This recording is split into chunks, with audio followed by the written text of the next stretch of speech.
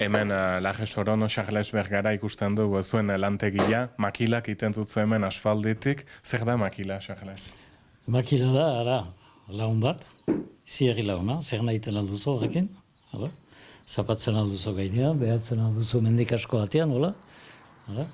Eta ibiltzeko, ziarri laketa.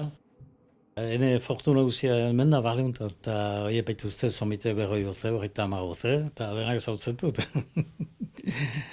Hemen Charlesen selaruan gaude, ikusten duzue, makilak ez direla eskas hemen, 3.000, 4.000ko bat omen dira. Hau beti mispila da. Lehenik aitatxin eta belaunetan, eta gero aitaiken, eta maiken. Hemen dena eskuz iten duzu. Dena eskuz da, dena bada lan handia bada, iziarriko lana da, azteko eurran genian iziarria da. Hau da, bezu, hau, zilarra da.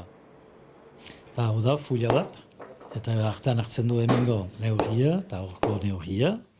Hemen igual, horren neurria, horla. Ego behar du, denak behar du, eta eskutan ekilibria izan, xuxen.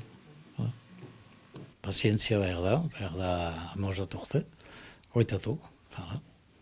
Horien koloria beria du, bada segetu txiki bat, goe familian, dila zomite hon urte ina, eta hoa behiti atxikitzen du, ez da deus pasatzen gainean.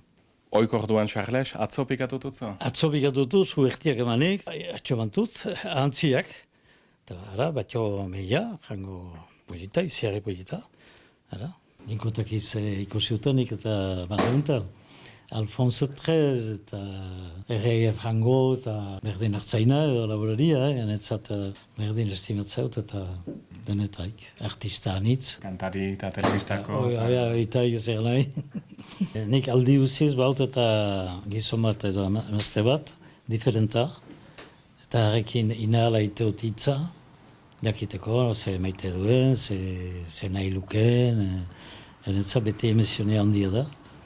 Eta hasteko, emaite utelaik makila, libratzen delaik, ina delaik, behatzo begietat. Eta ordean ikuste dut, ean kontenten ala ez, eta hua da ene epamendu handiena.